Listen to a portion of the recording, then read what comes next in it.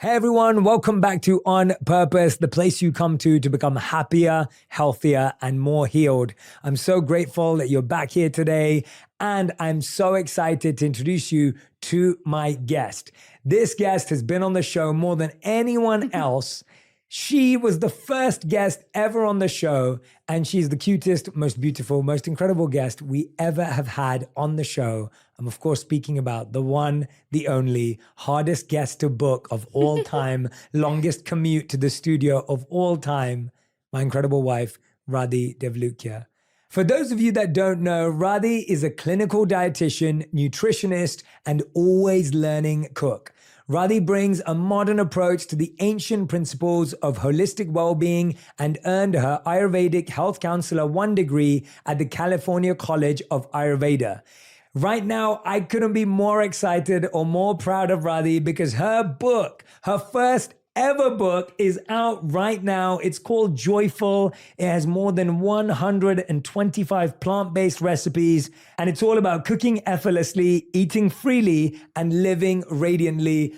Obviously, I don't think I've ever wanted you to get a book more than this one, even more than my books. This is the most important book that I want you to get this year. Please go and grab a copy. We've put the link in the caption, in the comments, wherever you are right now. Go and order Joyful. Welcome to the show, my amazing wife and the love of my life, Radhi Devlukia. Radhi. Thanks. Oh my God, you're so professional doing this. I mean, we've been doing it for a bit. It was better than the first time you came on like 5 years ago. This is amazing. Thanks for that intro. No, I really love you so appreciate much. it. I'm genuinely so proud of you. Like looking at this book, and obviously I've had the inside track of watching you work on this book for the last 3 years. I know. The amount of energy, the amount of effort, the amount of love, tears. the amount of devotion that's gone into this book is amazing, and it's so beautiful. Thanks. And for those of you that don't know, when you do get it, you can take off this part, even though Radhi's face. You can take my face off. You can take my favorite part off. And look how beautiful this is. Yeah, It's I just made a it that way. Stunning book. I wanted people to be able to have a coffee table book, but also know that it's my cookbook. But I like the part where you can just take my face off and leave it on your table for little surprises inside. I have so many questions for you because even though I've seen you work on this book, I find that when you get inside someone's mind and heart, you understand so much more about what they've created. And even though I've watched you from the outside, I don't always know all the inside. So I want to dive straight in. And one of the things I love about this book is the beautiful pictures you have with your family. Yeah. Your ba, who's your grandma, your mom, your dad. I'm in it as well, made of a guest course. appearance. I got one picture. But what I love is that your family have been such big inspirations for you in your cooking journey. Yeah. And I just wanted to go through your grandma, mom, sister, family, dad, like, you know, just the people in your life that have inspired you. And I wanted to know, what have you learned from each of them or what have you gained from each of them in your cooking journey? I would say that because both of us grew up in an Indian family. Food is literally, always has been and always will be the center of everything, whether it's celebrations, whether it's making sure that we eat dinner every single day together. And so I think I've learned to form connections through eating because of having grown up with it. That is my place where I feel I can connect to someone the most, when we're sharing, you know, a delicious meal or a nice dessert together. And so there's that, but also, you know, both our moms had full-time jobs growing up, but she still managed to make homemade breakfast, lunch, and dinner every single day. And so watching her do that for us with so much love, and also eating her food and feeling her love through the food, I think my deep connection with food comes purely through that, to having experienced that from her. My grandma's the same. She passed everything down to my mum in that way. My mum was cooking with my grandma from the age of like 12, and she gets her love for it from her as well. And so I definitely think that it feels like something generational that's been passed down into me. And my dad is someone who, you know my dad, he's so quiet, he's so sweet. And whenever my mum would go away for work or anything, he would always step in and be someone who, he wouldn't be like, let's just order out. He would find something. He could make mac and cheese really well. So my dad's mac and cheese is in the cookbook. That's like my one memory of growing up. When my mum would go away, he would make this mac and cheese. And the one time we'd get to sit in front of the TV and eat. And we'd eat mac and cheese and sit in front of the TV. And so I feel like I mean, which is the same as everyone, I'm sure, I could not have created this book without all of the inspiration that I've got from them. Like all the recipes are so inspired by where we're from, like from India, from our heritage of things that we've grown up eating. And then my mom and all the things that I feel like are my comfort foods when I think about her. And so actually a lot of the recipes are connected to memories and things that I can make and then feel the love and the energy of the person that I ate it with or that I cooked it with or that cooked it for me. It's completely weaved and just created through family. Like that is what the book is about. And that is what I hope people feel when they read it. Yeah, no, it comes across and it's so beautiful because you see all of those influences and all of those energies that come in. And one of the most interesting things about you is that you obviously trained as a nutritionist and then a dietitian, both of your degrees.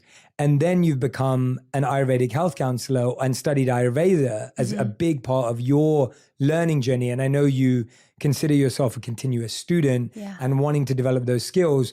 But walk me through how those two things have impacted your understanding of food. I started off doing my degree as a nutritionist and a dietitian.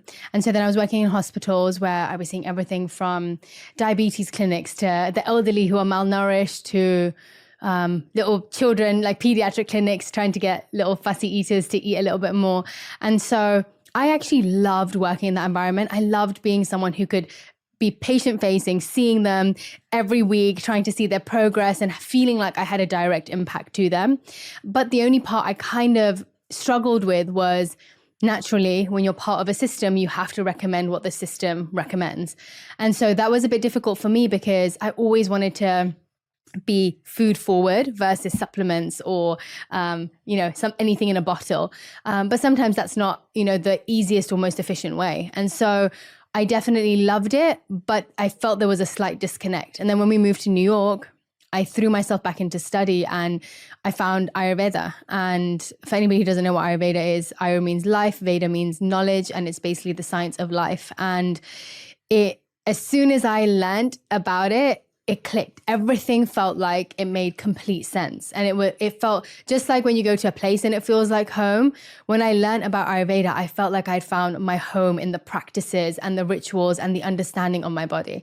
The differences between the two were incredible. Like, Western medicine and Western healing is all about curative. Like you get to the point of disease and then let's figure out how to cure it. Whereas in Ayurveda, it's all about how can we start understanding our body? How can we start noticing the symptoms, the things our body's trying to tell us, and how do we tune into that so that we catch everything a few steps before disease so we can actually have an opportunity to prevent it. And on top of that, it's so individual. Like a lot of the time with Western medicine, it's one size fits all. And I really appreciate so much of Western medicine, the diagnostics, like how we're able to figure things out through so many systems that we have. But the one thing we kind of lack is this individual nature of the way you eat a tomato, which we know you eat a tomato and I eat a tomato. Whenever I make a meal, it affects you so differently to me. And so I love the individual nature of healing our body as me, like not what this person online is telling me, not what this book is telling me, but let me observe and be an active participant in my health every single day. So that when I eat something, I'm not eating this salad because this person told me it was the best thing for their body. I know I'm eating it because it's the best thing for my body. And I feel it through the way my body feels, through how my digestion is.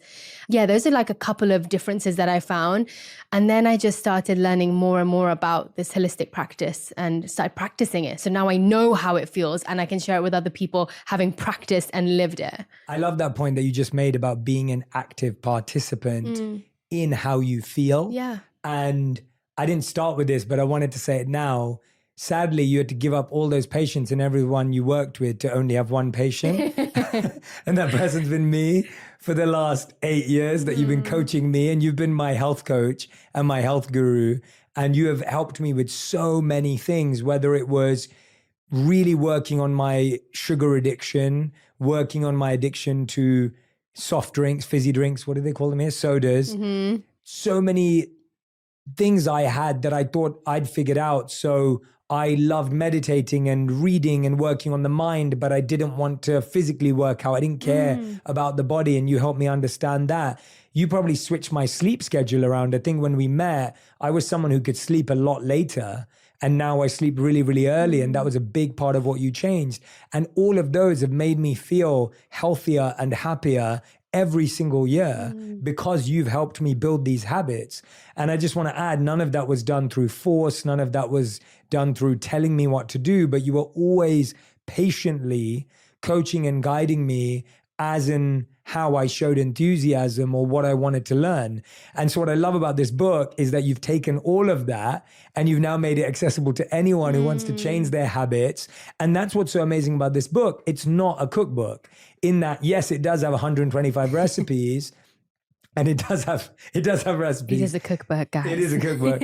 But it really has all of these day-to-day guides on habits and how to change your rituals and your morning routine and your evening routine and practices with food and without that improve your life. And so as someone who's been a recipient of your coaching and of your guidance, I'm so excited that everyone gets to have this now through Joyful. You've been such a good student. I feel like it hasn't really been you being a student. You've always wanted to make yourself better in some way. And I think that's the difference, right? Like we know this from having parents and, having different teachers in our life that I've learned best through observing someone or experiencing how amazing they are through the practices that they've done. And so when I was writing the book, I knew I wanted it to come from a place of love and knowledge, because I think that is the place where people learn the best and make sustainable change. It's like I can tell people that eating a certain way is terrible for you and you're going to die early and like whatever it is that, you could say to really scare someone into it. But that just makes them either want to hide from themselves, or it makes them want to curl up into a ball and kind of be like, I need to ignore this because this is too much information and it's overwhelming. And I do think what you said about, me teaching you were an active participant in your health. And I think that is actually the key. Like for me, I've intertwined. I said, when I first wrote this cookbook, I was like, I do not want it to just be a cookbook. I love sharing food with people. It is my love language. But what I want more is food is just one aspect. Like we all know food is just one pillar of our health. And then to be able to intertwine throughout your day, all of these micro habits that create such major impact. And that's what it did for me. Like one of the things in there is breath work. And I think about this so much. And I just took a deep breath now, because breath has honestly saved me from being someone who has mass anxiety going into things that I find so difficult. And by the way, not even difficult things that I find difficult. So going into events where there's lots of people, coming onto interviews and speaking in places where I don't have full control over it, like having all those minor things which actually impacted me so much. Breath work has been the one thing that's allowed my mind to slow down, for me to collect my thoughts, for me to energize myself in the afternoon, for me to help relax me in the evening. And so I've shared breath works to like really take people through their day to tackle and handle everything that comes our way. And so from breath work to the way that we eat and the way that we connect to our food, all of that helps us create more joyful moments throughout the day. And the more joyful moments you have throughout the day, the more joy you end up with every single day. Like it accumulates throughout the day. I want to dive into some things in the book now, because I want to give people a sense of how this cookbook is shaped and curated in order to help people. Yeah. And I wanted to start off by asking you this question about the modes, because you break down the modes as like a big part of your book. Yeah. And you talk about the three. Could you walk us through these three modes and how we think about food when it comes to these three? Yeah. So the three modes in Ayurveda, essentially, they're the energies of the world, of everything that we eat, of everything that exists externally and internally. And so there's the mode of goodness, the mode of passion, and the mode of ignorance. And so I've spoken about it in the sense of our lifestyle and our food. That's how I focused it in the book. And so mode of goodness are basically foods which make you feel good. Like on a basic level, it's foods that nourish you deeply, that nourish your body, that are filled with prana. Now, prana is life force. And what that means is having the most amount of vitality and energy in that produce. And so a simple way to explain it would be you pick an apple from the tree. At that point, that apple has the most amount of nutrient value. It has the most amount of life and it's just been taken from the tree. It has, it's the most abundant in that form. And then you take it home and you leave it out for a couple of days. And you leave it out and slowly, the quality externally starts getting bad. You see these brown spots that come up. And then slowly it starts getting mushy inside. And so the thing is, you can eat something in its purest form, or it can end up degrading and becoming something which can move through the modes down to something that's no longer beneficial for you. But the point is trying to eat the most amount of foods that fall within this mode of goodness. And so the types of foods would be fresh fruits, vegetables, grains, beans, like avocados, and like just all the foods that come from a fresh, natural place. And so if you possibly can, buy organic where you can. The less chemicals, the less things that are put onto your foods that are unnatural, the better. And then lifestyle-wise, mode of goodness are, again, the things that don't just make you feel good in the moment, but actually bring goodness to your life long term. And so a lot of the time we mistake our temporary joys for things which are good for us. And the thing is learning how to differentiate the two. So that for me, when I'm eating a sugary donut in the moment, it brings me joy. And sometimes that's great. But actually in the long term, it may ruin my sleep. It may make me lethargic in the morning. And so the foods that actually bring energy and good digestion, all the things that make your bodily systems feel good, those are the foods in the mode of goodness. And also the activities are the same. And then when you get to the mode of passion, so all those foods that you eat that give you immediate gratification. So the sour, the salty, the chili, all the things that you'd put into your food to create that kind of burst of flavor into it. Those are still okay to have, but again, in moderation. Mode of goodness being the larger amounts of foods and activities that you do. Mode of passion will be a really intense workout that gets you sweating and you're like, oh, at the end of it, it really gets your aggression out. So that's a mode of passion activity. And the foods would be what I just said, like chilies and sour foods and spices that are really intense. And they have their place as well. Of course they do. All of these have their place, by the way. They all have their place. But as we go down, you have to have less and less of those foods. And then the last one is mode of ignorance. And those are the foods that essentially make your body feel lifeless and lethargic and make your digestion feel sluggish. And those type of foods end up being foods which are deep fried because it's so dense and heavy in oil, leftovers, foods that have gone bad in the fridge that have been there for a long time, basically food that have lost their life. And according to Ayurveda, also meat and foods which no longer have life in them, like animals that have died and then they no longer have that vitality. And so it's just being mindful about all the things that fit into those modes and how they're affecting you. And it's not just on our body, it has the ability to affect our mind and our consciousness too, because everything carries energy. So whatever energy that food has when we're digesting it, it's also assimilating into our blood and then our bones and then our entire being. And so it can also affect our mind. So a lot of the foods in those categories, they also will affect our mind in the same way they affect our body. And I love this because I know you've done this for yourself before. You've recommended it for me to do as well, is doing like a food diary or a food audit for a week and actually just testing it out. Yeah. Because I think sometimes we don't realize how subconsciously some of these things work and how subtly they work. Yeah.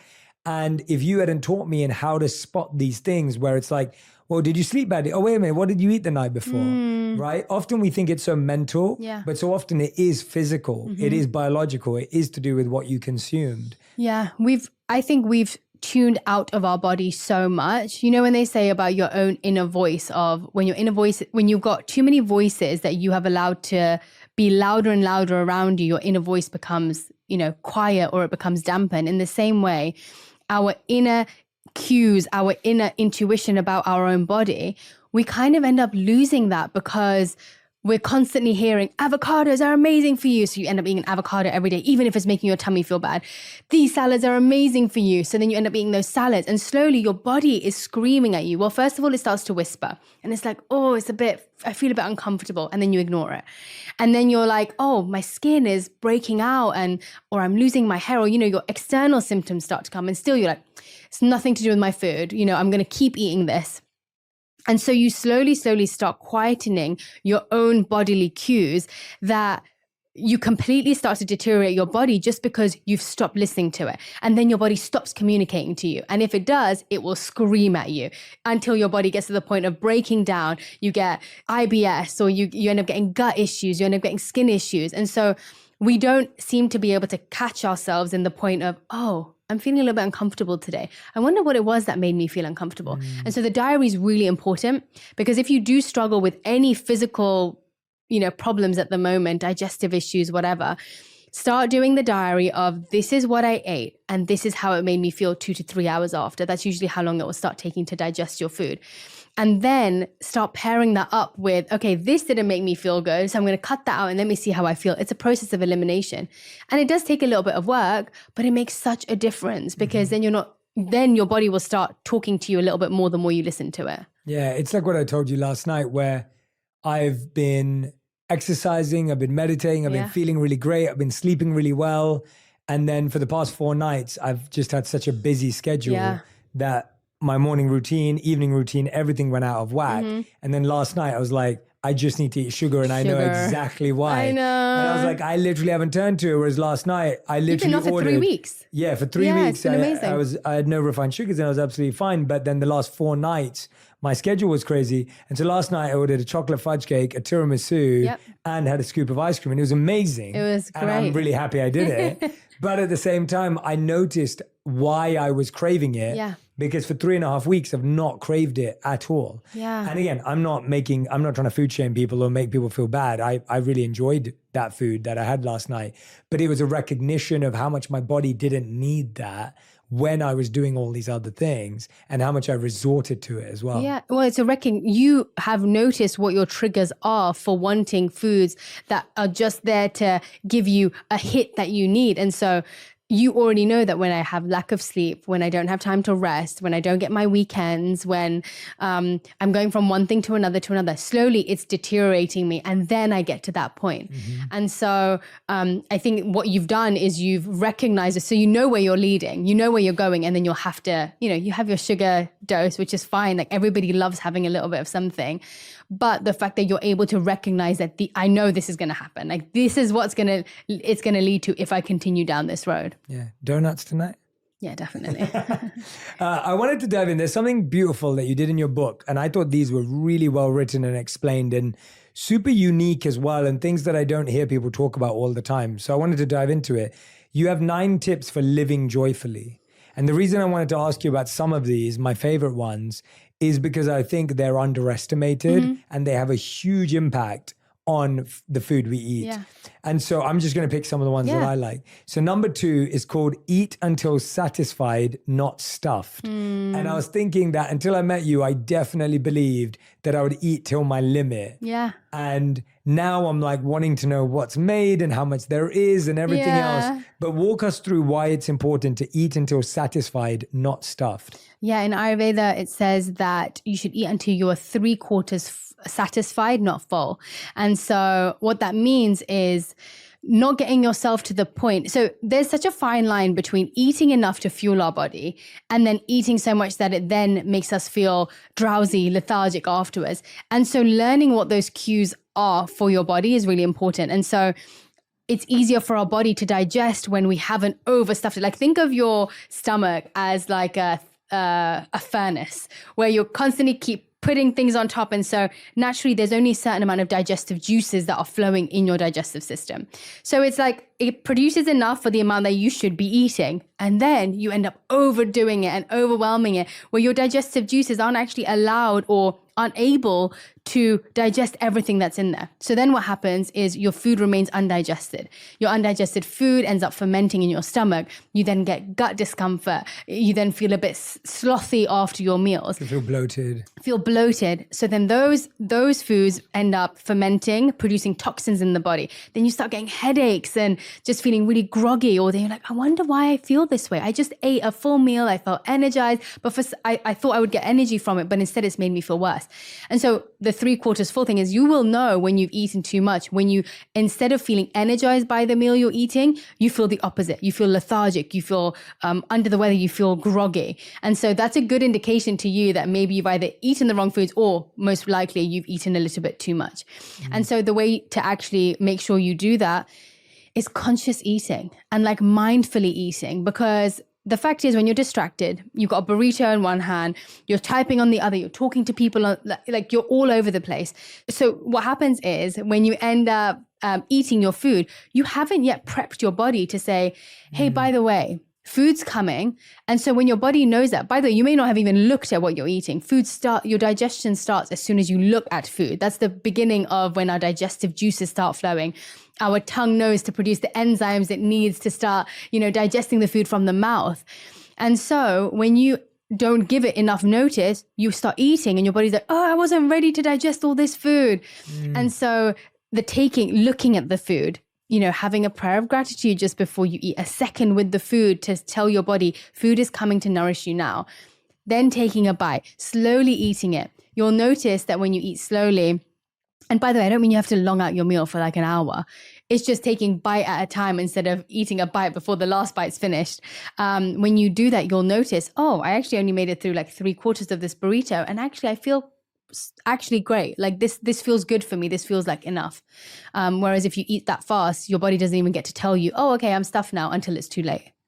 Absolutely. Yeah. And then the next one that you were kind of leading on to is this idea of chewing your food, like the importance of that. But before I do that, I want to talk about the one you just said. Like, I think it's so interesting to hear about how the digestive process starts. I know. Like until I met you, I'd never heard that in my entire life of, oh, wait a minute, my body actually has to be ready to eat. But that actually makes so much sense. Yeah. It's like when you go to a restaurant, you order what you want and then they have to prepare it. Yeah. And then you're being prepared to eat it. But we almost want our body to respond like technology, where it's like on, off, like do this now, do that now. And it's almost like, well, no, your body needs to, through the scent, through the sight, through everything else, like needs to actually feel ready. And that's such a powerful point. Like it's such an important point. It's like when you put a kettle on to boil water, like everything takes a little bit of time, and our body is a system. Like it takes a second to gear up, just like when it's rested for 8 hours at night and then suddenly you're waking up and you're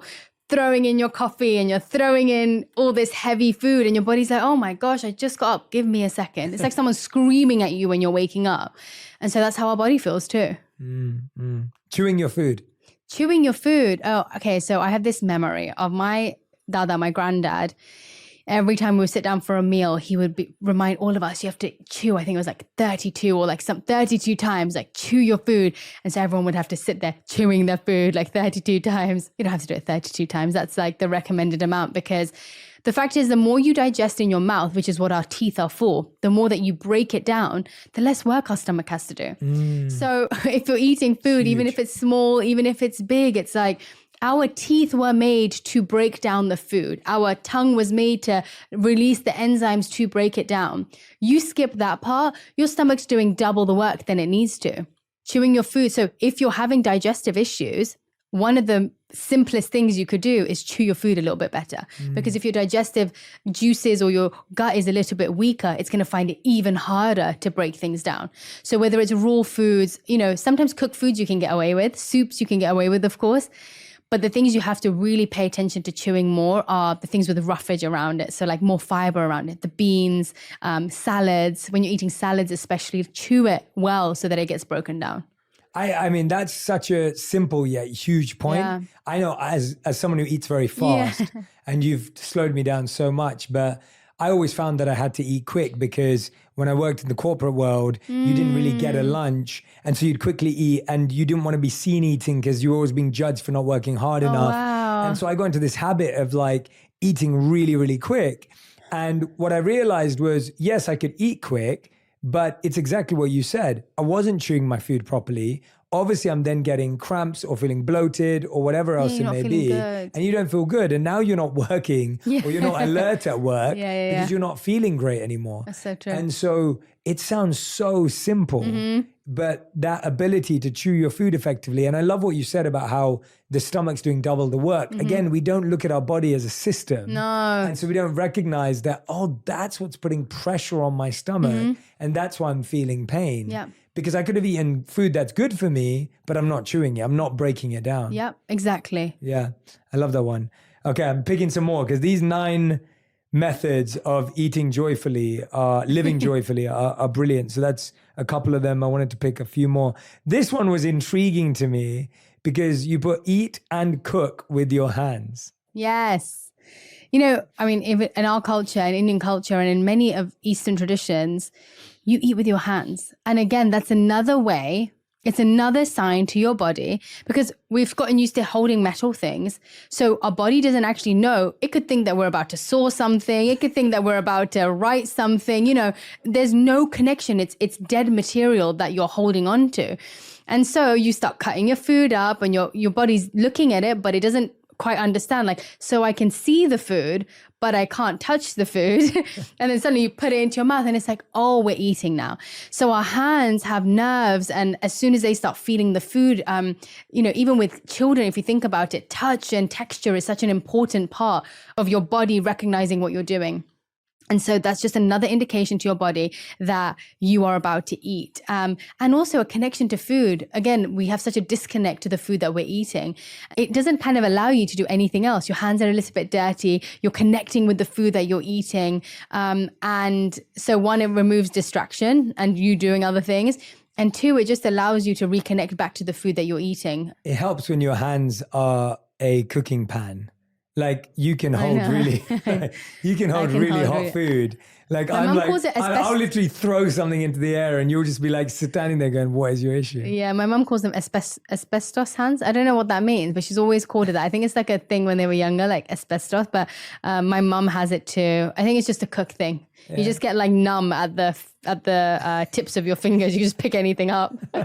One more that I wanted to focus out of all of these, like I said, there's 9. I'm just picking some of my favorites was, and this one I think is a big one for people, and this one was a big one for me, avoid cold drinks and iced beverages. This is one that whenever I've shared it with people who have had gut issues, without fail, they've said, oh my God, my gut has changed so much since I stopped drinking cold drinks. Game changer. And the reason is your body, when it is starting to eat, is creating heat. Like if you think about a furnace, you think about a fire, for it to burn something, our digestion is like a fire. It needs heat. So there's your body trying to build up this heat and take all its energy towards your stomach. And then you're going, and then dampening the fire over and over again as your body's just heating up. The acids are just building up. And then you're like, oh, let me dilute the acids and let me dampen the fire, the digestive fire that's happening. One part of it is the cold drink, like the cold part of it that's dampening the fire. And the other part is too much liquid when you're eating is diluting your digestive juices. What's recommended is like a half a cup of warm water or a warm tea that you can maybe with some spices for your digestion, drinking that slowly, sip at a time as you're eating your food. And then like half an hour after or half an hour before, you can, if you really want to, you can drink your drink. Yeah. Yeah, no, it's and it's so common, right? Like I grew up in a house where I would have a can of Sprite chilled right next to my meal. With a pizza, so fries, good. Whatever else it may be. And you get so used to it. Or like, you know, we have a friend who will just put loads of ice into water when they're just about to have their meal. And it's so normal. It's a normal part of culture. Yeah. But it's not necessarily good for you. Yeah, which is the same as everything that we see. It's like there's so much that just because it's the most common thing to do doesn't mean it's the right thing to do for us. Yeah, absolutely. Absolutely. And so those are some of my favorites. Thanks. Like I said, there's so many more, but I thought those were so unique and I'd never heard them anywhere before. I've obviously learned them through you, but they're so simple. And what I love about them is you don't need to learn a new skill. You don't need to develop a new habit. These are things that you can start practicing right now. Yeah. What else you learn from my book? I wanted to ask you about, I mean, I learned a lot from your book, but I learned it from you. And now the book is going to help lots of people. So I think one of the biggest things for people these days is a lot of people are missing meals and skipping meals. And often what ends up happening is then your first real meal is dinner, like your first real meal, like substantial meal. And naturally we end up overeating, or we end up, we're trying to get all the nutrients from that meal. What's your take on skipping meals, and how does that affect us? And what can we do if we find that to be a pattern in our lives? Yeah, I would say that, it's a very specific thing to your body type.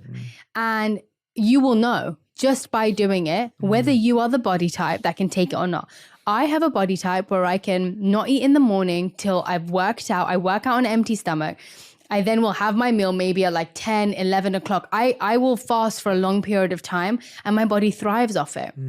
You, with your body type, your digestion is so strong and fiery, and your body type is such that you have to have your meals on time. When you wake up, you're ready to eat, you're hungry. By the afternoon, like clockwork, you are hungry. Like every meal has to be at the right time. Otherwise, you feel that negative effect. You feel your stomach getting acidic. Like you feel all those effects, right?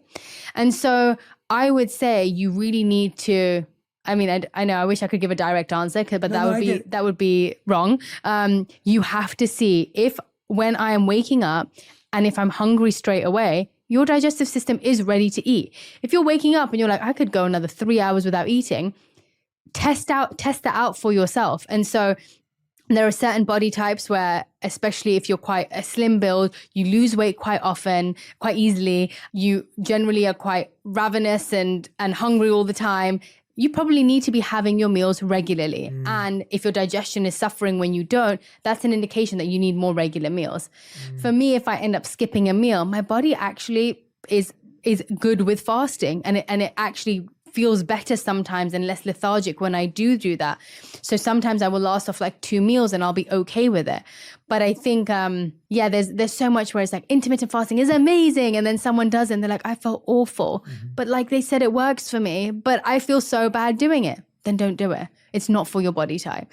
The active participant thing keeps coming up in my mind, but it is work to figure out yourself. Just like when you're figuring out your partner and you're figuring out, your relationship with them, your body is the same. It's waiting for you to listen and learn from it, and it will tell you what it needs. Yeah, and I think what's been my personal experience is that when you don't listen to these smaller initial warnings, the body just gets louder and harder and harsher. Yeah.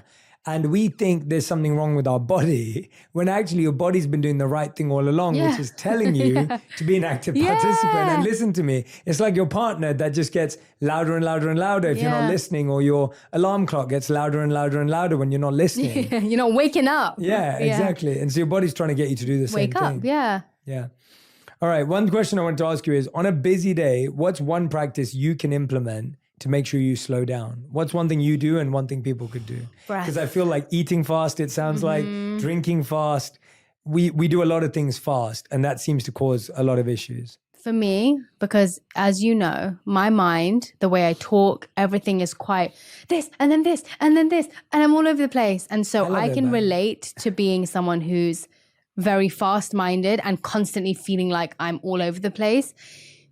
I have to just say breath work again. Breath. Before you eat, take 3 breaths. Before you go into something that you're worried about, take 3 breaths. Like really feel deep breaths going into your body, because we take such shallow breaths. Your breath is the anchor between your mind and your body. It brings you back into your body. It allows you to reconnect with yourself. And so it sounds really simple, but I guarantee you, like, take a breath right now. Like take a breath and feel what happens to your body. It automatically slows down. Every time I've gone from in this podcast, from where I'm speaking fast, I've taken a breath and then I slow down. I've taken a breath and I've slowed down. And so my cure to having a fast mind and having the habit of being like that has been just taking a breath. And it's like as simple as it gets, right? Like breath is there for you. It's ready to be used and navigate your emotions, your day, and help you in some way if you allow it to. Yeah, definitely. It's a great natural tool that's built into the body Yeah. in order to help you set a pace for life. Oh my God, that's so true. And if you think about it, every single one of your emotions is monitored by breath. Yeah. Like when we're nervous and we're anxious, our breath gets shallower and quicker. Yep. And when we're calm and focused, our breath becomes deeper and slower. And when we're stressed or we're under pressure or we're late for something and we're worried, our breath gets shallower and gets quicker. Yeah, And exactly. when you're feeling like you're in the right place and you made it on time and all of those things, your breath gets deeper and slower again. And I've always said to people, we also say things like, that takes my breath away. Like when something's really beautiful, it's breathtaking. And we also say things like, let me just catch my breath, or let me take a breath, because it's linked to our emotions. And so we've learned to realize that our breath changes, but we haven't learned to realize we can change our breath. Yeah. And what you've just described is you can choose to change your breath in order to feel a way you want to feel. Totally. I completely agree. Yeah, you can really navigate your emotions through it. Like I think about when I'm crying, like depending on how I'm crying, my breath changes completely. You know, if you think about when you see someone really intensely crying, they're breathing so shallow, they're feeling so overwhelmed, and suddenly their breath is getting faster. They can't even speak because they can't, you know, they can't catch their breath to actually say something. And so, breath can navigate your emotions, your day, your mind, everything. What's something you've changed your mind about this past year when it comes to your mindset around health or the way you eat food? Protein. I grew up vegetarian. And my sources of protein, being from an Indian family as well, was lentils and beans. And, those are actually the main sources for us. And then when I started learning more about while I was working out and the amount of protein my body needs, in my book, I talk about how the average American, I think it was something like, has over 75% more protein than they need. So there's one side where, because of the foods that people are consuming, they're actually overeating on protein to a point where it can harm your body. But then I find with vegetarians, and if you're plant-based, you actually can get the right amount that you need. And I've been managing to do that. But it does take a little bit more work to get it, to navigate it and get it into your food.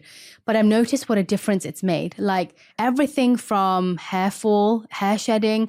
When I started increasing my protein, my hair was shedding less. My skin was getting better. I was feeling more satiated and more full in my meals, because sometimes I realized my meals were focused so much on carbohydrates that they were being digested so fast, and I was hungry. Even though I'd had such a large meal, I was still hungry so often. And then I started introducing protein, and I could last 3, 4 hours, 5 hours between my meals, and I felt satiated. I feel the same way. It's changed how I feel. Right. It's made such a difference. And so, for anybody who's plant-based or thinking about having more plant-based days and they want protein, I would say obviously beans and lentils are great sources of that. But then also, I kind of want to dispel the myth around tofu being bad for you, because there have been so many studies that have been done. Yes, to say that when you have, they talk about soya and how it affects your hormones and your estrogen levels. Those studies were done on people who are having such an excessive amount of soya. It was like, imagine having 5 or 6 blocks of soya every single day. And when you say blocks, you mean? I mean like blocks of tofu, let's say. So naturally, anything in excess. Not chunks, large blocks. Large blocks, yeah. Anything in excess, of course, that's going to cause negative effects on your body. Everything has that. There's anything in excess, even water in excess, you can have too much water. And so I would say that if you are having a healthy, natural amount of tofu or soya in your diet, it's not going to affect your hormone levels. And I mean, I'm happy to share the studies at some point, about that. But I've really researched it because I was scared of it too. So soya is a great source of it. Another great source is from your nuts and your seeds, hemp seeds, flax seeds. Like, in 2 tablespoons, I think there's nearly like 6 grams of protein. Now, you may think that's a small amount, but you add that into a few dishes every single day, like throughout the day, and you can gain so much from it. And then obviously you've got your meat alternatives, which do have that. I try to avoid that as much as possible and get it from natural means. But there are so many great ways to get protein into your diet. And that for me this year I've really been focusing on that, and it's been a game changer. Yeah, it's amazing. I felt the difference as well, for sure. I think it's been huge. What's the biggest change you've made in your health journey that has changed your relationship with food? Eating to make my body feel good, not look a certain way. Because I realized that, a lot of my book is to do with the journey I've had to go through with food, where I remember when we met, I was so conscious about the way that I was being perceived and the way my body looked, that I would want to eat a way that I thought made me look better. And especially this last year, last couple of years, I've been trying to improve my relationship with food because I didn't realize how much it was impacted by the way I wanted to look versus the way I wanted to feel. A lot of the recipes in this book and a lot of the things that I've shared are helping people to connect back to their body, but create a better relationship to understand that food, like you don't have to choose between food that makes you feel good and food that brings you joy. Food can be both, and you can learn how to do that and the way to cook to make you feel that way. Like we normally associate, if I want to look a certain way, I have to eat salads and things, just leaves, and I can't have any fun when I'm eating because anything that brings me joy is going to be bad for me. Like it's going to be something that doesn't make me look a certain way. But actually how you feel when you're eating and how you feel in your life is so much more satisfying when you nurture that versus constantly living to figure out how you're going to change the way you live externally. Both can be true. You can want to change your external body, but at the same time thinking about how is my inside feeling too. And doing both at the same time is possible and will make you feel so much better.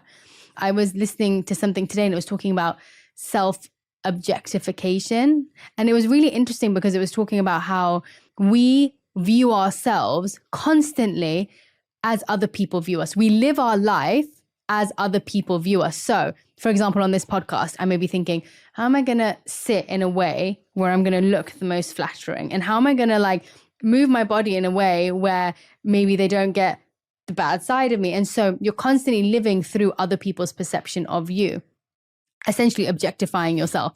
And so I feel like having a better relationship with food has allowed me to care less about those things and live from inside out rather than outside in. Does that make sense? So powerful. Yeah, it's so powerful. And that requires so much courage and going against the grain because society's conditioned us to think a certain way. Like I remember years and years and years ago, I remember walking through a department store and the line above the kind of billboard above the makeup section said, "Get the natural look." Yeah. And I just found that hilarious because I was like, you obviously already have the natural look. I'm not saying there's anything against makeup. I have no issues with it. I'm good with it. It's great. It's just, it's interesting how it's being sold to us. And so we're being convinced that the natural isn't good enough or there's a way to be more natural. And each to their own, everyone's allowed to do whatever's right for them. But I think the more we live our life through the lens of, will people think I look good like this? We'll always be disappointed because there are some people who think you look good and some people who think you don't. Yeah. Like we talk about this a lot with fashion. Like I really enjoy fashion. Yeah. But when you see my fashion choices, you're like, I'm not sure what you're doing, mate. And then everyone else will think it looks great. But the point is I'm doing it for myself. Yeah, totally. And that's the only person that you can ever do it for because it's so hard to win. Like you could have everyone think you're amazing and one person think you're not. Or the other option where everyone thinks you're crazy and one person thinks you're amazing. And at the end of the day, the one person you need to feel that way is you. Yeah.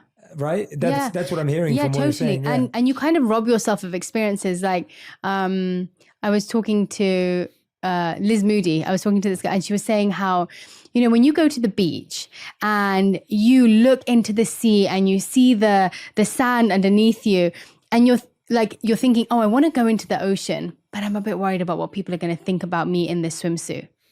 I've had that. I've robbed myself of so many experiences. We've gone to pool parties and I've been like, I'm not getting in the pool. Like, just so you know, I'm not going to get in the pool right now because I don't feel comfortable. And I've robbed myself of so many experiences where she was like, think about when you're 80 years old and you look back at those experiences and are you going to say to yourself, so glad I didn't get in the pool that day because they would have seen my cellulite? Or are you going to think, I'm so glad I jumped into that ocean and I felt that ocean around me and I created these memories, and I felt the sand beneath my feet, and I had the experience. And so I've really been thinking about that a lot more, of like having the experience, because whenever I've gone into situations where I'm constantly consumed by other people's view of me, I've not been present. I barely remember the event. I barely remember what I've been doing or where I've been. Like, there's such lack of presence, which doesn't allow me to even experience what I want to. And I feel like that's kind of changed throughout the time. I'm still working on it, but it's definitely all of that fuels into everything. Like, it really changed the way I was eating and connecting to my body too. Yeah, I think you've also found this, and this is why I'm excited for people to get the book, is that you've found a way to make healthy food really tasty. Yeah. And I always say that to you, like, I find it so easy. I'm so lucky to have you. And I always say that to everyone. When everyone's like, oh, wow, you live a really healthy lifestyle. I'm like, you don't know who I'm married to, right? Like, and now it's almost like everyone gets to have you in their kitchen through the book, where they can also feel that way and feeling confident that when you're cooking for your family, that you don't have to sacrifice taste in order for it to be good for you. Exactly. And a big part for you with that is the spices and the herbs that you talk about. So walk us through what you're fascinated with spices. I am. Our nickname for you is Spice Girl. Yeah. And because of that, like in the actual sense, like walk us through the value of spices and why they make food flavorful and good for you. I'm so glad you asked me, because it's literally my favorite topic about this book. Spices have, been a part of our life, our whole life, because I remember even when we were younger, I'll be coughing and sneezing, and my mom would use spices in water to like boil a tea with spices to help me with that. Or, when you get a cut or a bruise, our parents are getting out this turmeric patty and like putting it onto our scabs. And, we grew up with that, but I didn't realize the power of them until I started studying the medicinal potency and benefit of them. And so, yes, they make your food taste and look vibrant. Like, it's amazing. You can take like a humble potato and you can mix different spices together and taste different parts of the world through just the spices you're using. So spices not only take you to different parts of the world and help you to experience different cultures and cuisines, they also allow you to buy really basic ingredients and elevate them and make them feel so different every single day. And the benefits of spices, oh my goodness, well, you know this, for the past, I don't even know how long, 10 years, I've used spices in my medicine box. Spices have been my go-to. If I have a headache, essential oils and spices. If I have a headache, what do I go to? Yeah, your essential oil. My peppermint oil. Yeah. Like, if I have a cough, what do I tell you I'm going to make you? Ajwain seeds in water. Like, and I have found when I've allowed my body to rely on natural means to heal itself, and what I mean by that is like the spices, the oils, whatever I'm using, the food that I'm eating, my body's immunity has gotten better and better. The way that my body reacts to being in stressful environments has changed, because I've allowed my body to heal itself through what I'm actually putting into my body. And so I actually have feel my best when over the past few years progressively as I've done that. And it's so easy, because all you have to do is, there's spices you can buy ground or whole or in mixes of blends that you can just add in. You don't even have to think about it. You can put it into your hot water in the morning. One of my favorite things is CCF tea, coriander, cumin, and fennel tea. Easy way, if you're not used to using spices at all, even if you don't cook at home, add these 3 spices in equal parts, a teaspoon of each, into hot water. Beautiful way to add in spices without you even having to do much. And then experiment with your food. Become like a play in your kitchen. I really think, the book is not prescriptive. I actually want you to use the book and the recipes to play in the kitchen and sub things out. And I've got so many things where I'm like, if you don't have this, use this. If you don't have this, use this. Because nothing about food has to be prescriptive.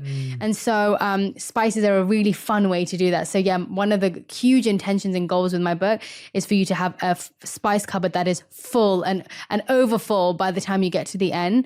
And I've got a chart in there to tell you what the benefits of them are, how you can use them to your medicinal benefit, but also to make your food taste way better. Yeah, I think that's really important, that you've got so many charts and graphs and things to make it really easy in the book for anyone to understand, because a lot of people may be thinking, God, I've never really used that many spices. I'm not really aware of them, but you've actually made that really simple and accessible. And then I'm like, pick a spice a week and play with it. Pick a spice a week, add it into different things like nutmeg, add it into your milk at night. Nutmeg is a mild sedative. It helps with sleep.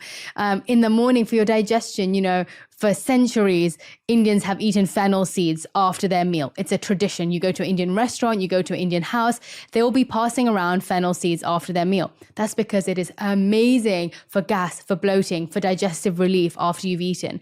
And so try out fennel seeds in your, water in the morning.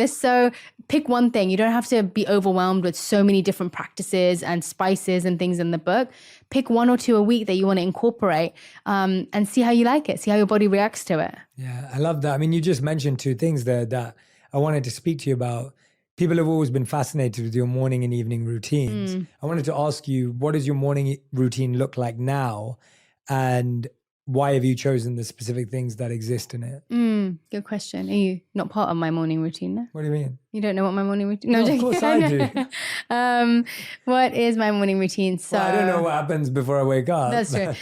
So I wake up in the morning and brush my teeth and also use my tongue scraper, which, by the way, is an Ayurvedic ritual that if you don't do, that is a must. You do not know how clean your mouth can actually be if you haven't used a tongue scraper. It's also really important to remove toxins that have built up over the night, because that's the time your body starts to clean up and take away the toxins. And one place that they come out is on the top of your tongue. And so tongue scraping is a must. And then I make my CCFT in the morning, sit down for my meditation. And I have a mantra meditation practice, as you know. And that's usually for about an hour and a half, mixed in with breath work to help me refocus and keep bringing my mind back to my practice. And then I usually get ready for my workout, go for my workout. And that ranges from Monday, Wednesday, Friday, a weight workout. I love weight training. It really helps to build strength and I feel confidence in my body. The other days I'll either do running or a heated yoga class. Other things that help also stretch out my body, because I find weight training kind of shortens your muscles, whereas Pilates and yoga really helps to lengthen them. So kind of a mix of both. And then I'll come back, get ready. And then what else do I do? Oh, then I eat my breakfast. Yeah. What do you usually have for breakfast? What do I normally have for breakfast? So at the moment, I'm trying to do savory breakfast after listening to Glucose Goddess and really trying to incorporate more savory foods. And I prefer savory breakfast anyway. So I do everything from a sourdough toast with some sort of protein on it. So either having a good amount of hummus with lots of veggies. I'll put tomatoes and cucumbers, and I'll sprinkle some sort of spices on top. So whether it's, toasted coriander seeds or cumin powder, and then a bit of hot sauce, because I just love hot sauce. And then I'll have that. Or I've been having these protein bagels, topped with the same kind of thing. And then I'll have a protein shake afterwards. So what about your lunches when you don't want to feel lethargic after your lunches? Because so often we struggle to know what to eat because we still have a few hours of work left. What do you do for your lunches? What do you enjoy? Yeah, I try to keep it balanced in the sense of I will still have a carbohydrate at lunchtime. And by the way, our body is so in sync with nature, and our digestion is the strongest when the sun is at its highest. And so the sun is at its highest naturally in the middle of the day.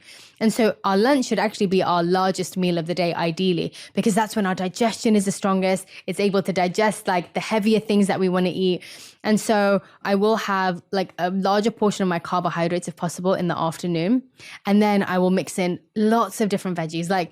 Eating the rainbow is no joke. You have to eat a variety of colors. And so I will make sure that when I'm doing my sharp, I have a variety of vegetables with different colors, because each of those colors represent different nutrients and different vitamins and minerals. And so to make sure you're also getting enough of what you need in terms of vitamins, minerals, make sure that you have a variety of different colors on your plate. So I'll buy pink radishes, I'll buy cucumbers, I'll buy different colored carrots, and either I'll have them on the side or I'll just quickly saute them, have it with either some noodles or throw some tofu in there scrambled. Honestly, I just make sure I know the basics of a really good way of doing it is write down where your protein is going to come from, what veggies you love eating, and what carbohydrates you like, and then just mix it all in. I love doing a one pot thing. So I'll throw in noodles, I'll throw in my veggies, I'll throw in some tofu, mix it all up, or I'll do a scrambled tofu on toast. I just know that the areas I need to make sure I have in my meals, and then I kind of just pick and choose go between them and decide what I feel like and what flavors I want. And then what about dinner? Dinner. I'm walking through the whole day. I know. Oh my gosh. Dinner. I mean, it can be so varied. I love, for me, a dal or a soup or like a beanie curry. I wouldn't have like as much like flatbread or rice with it just because I try not to have too many carbs at night or something too heavy at night. But I love Indian spices are just my comfort food. And at night, especially when it's cold outside, I love having a mixed lentil like dal. And all of these recipes are in the book. Yeah. Oh, there's a really good like red lentil dal in there. There's also my mum's 3-bean curry with coconut milk. And it's so good. So much flavor in it. So yeah, I'll usually do that. Or a one-pot thing, because at night you just want to throw everything in one thing and not spend too much time in the kitchen. And so there are so many recipes in there that are like 30 minutes. And then other ones where maybe you feel like spending a little bit more time in the kitchen. And so you can spend an hour creating a beautiful meal if you have time on the weekend. Yeah, I'm so lucky that I get to be the recipient of you all of are the guinea pig, yeah. Yeah, I'm the guinea pig. Yeah. All of this has been tested on me. And what about your evening routine? How has that been constructed for you? My evening routine is... Usually I try to, as soon as I stop working, I usually go walk for a little bit. I find it really helps me to wind down. I won't do an intense workout, but I'll definitely walk, go on the treadmill for about like 20 minutes, half an hour, listen to something. And then one thing that's really helped me is I don't like bright lights at night. I really try to avoid bright lights. It's made such a difference to my like circadian rhythm, the rhythm of your body that helps with sleep. Artificial light really messes with that. And so whether it's using candles or really keeping the lights dim, that for me has helped me notice that, oh, wow, I'm actually really tired by 8:30 or 9 and it's time for me to get into bed rather than, and by the way, TV has the same light and so do our phones. And so for me, the bright lights are too intense for me and it really, messes with my rhythm of sleep. So I've started using candles and stuff a lot more. And then we've been trying to read a lot more. And so if I'm by myself, I'll read, sometimes watch a little cheeky show of something, which might be called Love Island, not going to lie. And then, eat dinner before that. And then one of my favorite practices, which is like a self-love ritual for me is Abhyanga. It's a really beautiful practice of Abhyanga is you talk about it in the book as well. I talk about it in the book, and it's massaging your own body with oils. That's as simple as it is. But if you think about it, how many times a day do we probably have a lot of negative self-talk? And how many times a day do you give yourself a hug? And it's literally like giving yourself a hug. Just as when someone's had a long day, a hard day, they come home and you give them a hug, like you give them a cuddle. And in the same way, our nervous system wants to hear from us and feel from us that I love you and I care about you. And one of the most amazing ways of doing that is by just giving yourself a little massage. And so whether it's just the bottom of your feet, putting the warm oils on your hands, massaging the bottom of your feet, that's where all of our nerves end. And so bottom of your feet, or even giving yourself a little scalp massage, or if you have time, have a warm shower and lather your body in those oils. Oils actually help to lubricate your nervous system. They seep into your skin. They basically act as a hug for your nervous system. They help to soothe your nerves at night. And so that's been one of my favorite rituals that I do before I sleep. And I'll do that whether it's a 2-minute one quickly, or if I have a bit longer on weekends, then I just kind of lather myself up till I'm really deep fried. Yeah.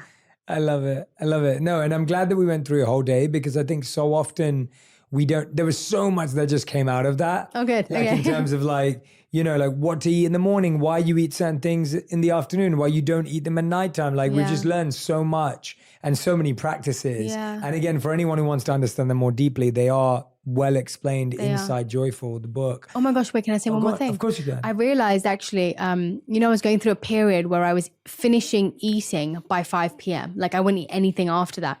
And what was amazing is I hated you when that happened, yeah. Yeah, I was using a tracker. And for my sleep, I was using the Whoop at the time. And I noticed I was getting 100%, I've never had this, 100% sleep score on my Whoop. Wow. And it was telling me, and I'd gone from being 70% to having 100% every single day. Wow. And it was because my body was not working while it was sleeping. And so, that's huge. Yeah, because when you end up eating late at night, when you're trying to sleep and your body's trying to rest and, actually spend time having downtime, it's actually still working, digesting its food. And so you can wake up after 8 hours sleep feeling so tired still, because your body's actually been working half of the time to digest what you've been eating. So that was like a big like aha moment for me where I was like, wow, that really does make sense. Having lighter meals at night affects so much, including your sleep. Yeah, I love that. That's great. No, that's huge. And that's amazing. I mean, to have a 30% increase in your sleep score because your food is not being digested while you're sleeping. Yeah. Because so many of us are eating so close to when we sleep. Yeah. A little snack, a little dessert, a little sugar. Yeah. Huge. One thing I want to do something fun with your work. So I'm going to ask you questions that I want you to link back to recipes that apply to those questions. Oh, okay. This is fun. And you can look at your book if you need to show us. But okay, give me an example of the question. There's no example. We're just going straight into it. So the first question I'm going to ask is, if someone has a long day at work, they're really tired, but they do want to make a home-cooked meal, what's the easiest one that they can go to? My rainbow noodle stir fry. Okay. It's like super easy. What I would say is have your veggies cut up earlier, then it's literally like a 10-minute meal. Amazing. Yeah, it's got this really great sauce with it.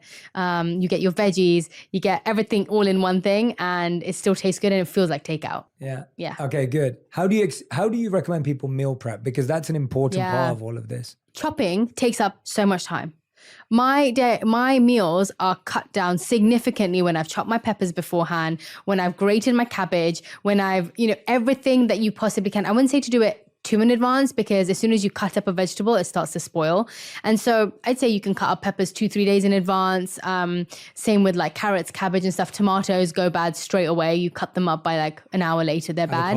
Avocados as well. And so there are certain things you can chop up. And I recommend doing that, especially if you're someone who has been wanting to eat more at home, but just don't have the time to. Cut up your stuff in the weekend because at least that'll give you a good 3-4 days worth of chopped up stuff that allows you to eat at home.